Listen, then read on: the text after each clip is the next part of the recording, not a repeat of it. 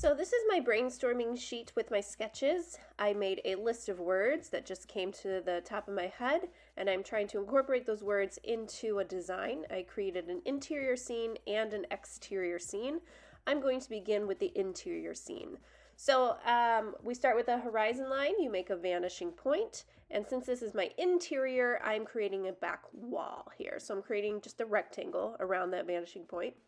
And at the corners of my rectangle, I'm making diagonal lines that go off the edge of the paper. So now it appears like this is a room going back into space. Here I'm starting to create a bed.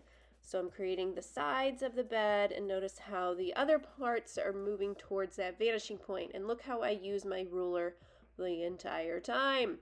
And I'm not pressing too hard because I know there's going to be a lot of erasing involved. So keep that in mind. Please, please, please use a ruler to help guide you.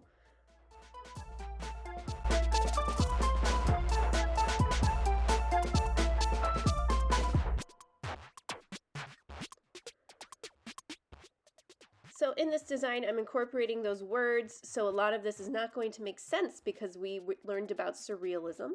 And so I have a plant, I'm drawing a little coffee cup down at the bottom with a rose bush. I have a lamp with a paint can on it.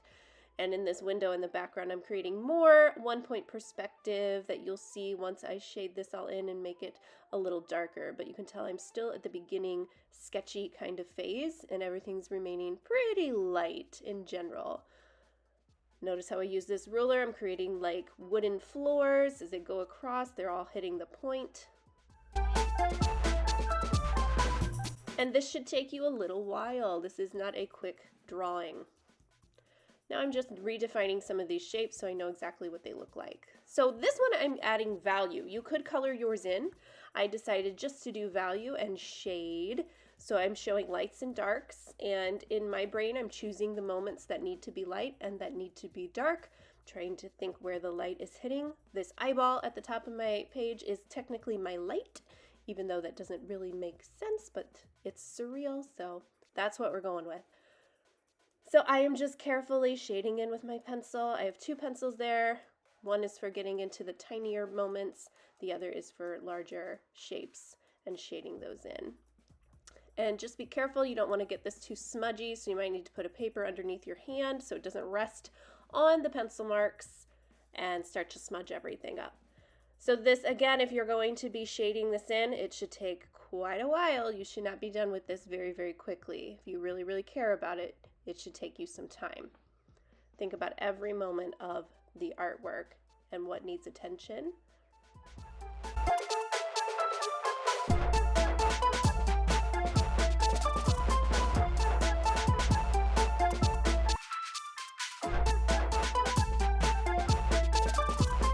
All right, so I'm just going back with my little sharper pencil, and I'm adding just little moments of darker outlines just so everything starts to come back to life, because it did look a little just faded, a little dull.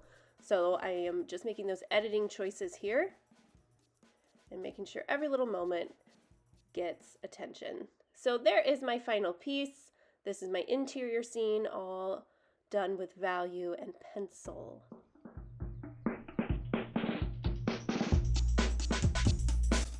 All right, this is another example. This is my exterior scene. So if I go back to my sketches, I made two. One is outside, one is inside. So now I'm going to show you my outside one, and I'm going to do this one in a slightly different way.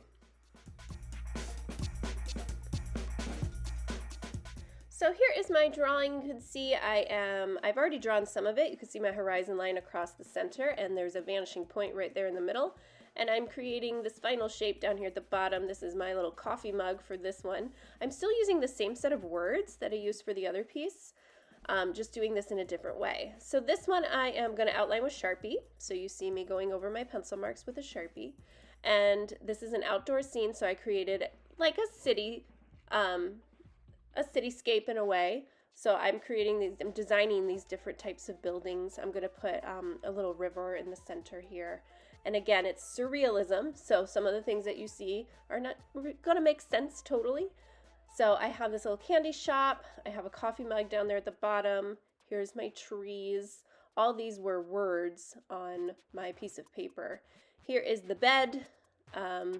I'm drawing a spool of yarn and a button, and everything is going towards that vanishing point right in the middle there. So this one I am going to change it up though. I'm not going to shade this one in with pencil. I am going to actually color this one, which is why I decided to give it these bolder outlines, just so we can really see the shapes before I add all of the color.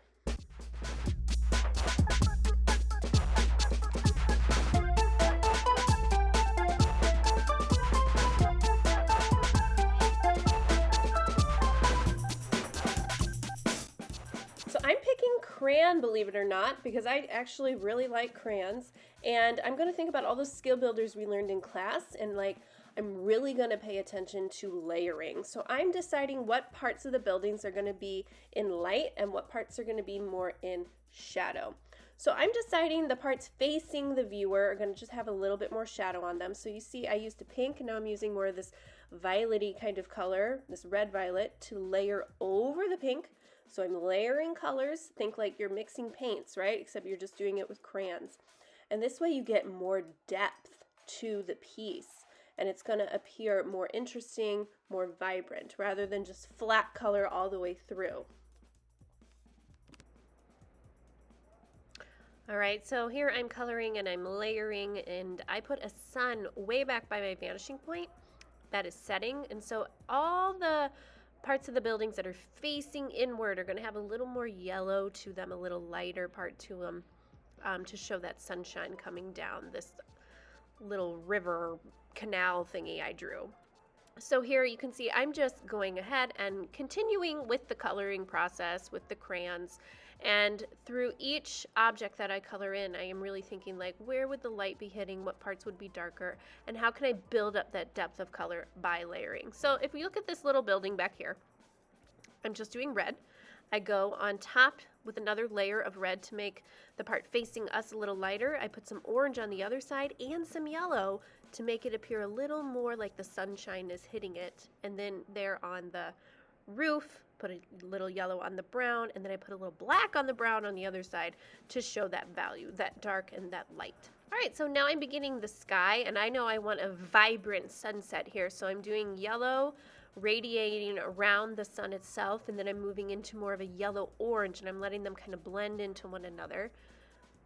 And this is taking me quite a while here. I know I'm in fast-forward mode, but this took me a while. And then so next I move on to like a red-orange, layer that in, move that out, and then I'm moving on to a red here at the top. And then in the corners, I am going to put like a little red-violet. And that's how I wanted my sky to look. I wanted a vibrant sunset. And here I am scumbling in the clouds, so I'm doing this circular motion to add some color to the clouds so it's not that stark white. It was just way too white for my taste, so I'm adding some more violets in there. Scumbling, remember, is like a circular motion. Next I'm going to do my ground, and I chose to use a texture plate to just add some textures, visual texture. So I put it underneath my paper, and now I'm coloring on top and hoping those textures come to life as I rub the crayon over the texture plate. This was one of our skill builders we learned in class. This is also fun because this is a surrealist image, so things don't really have to make sense. So I could have used these texture plates all throughout the piece. I decided not to. I decided just to do it in the ground itself, and that was it. But I'm still layering colors and doing the textures. So I'm putting green down. I've layered some yellow green as it's closer to the sun. And if it moves away from the sun, you'll see I'm layering a little bit of blue to make it more of a blue-green, to dull out that green a little bit, make it appear a little darker in shadow. So this can be a little tricky with the texture plates, especially if you're getting around those tight little edges. So you just gotta take your time though. It's totally possible. Just take your time.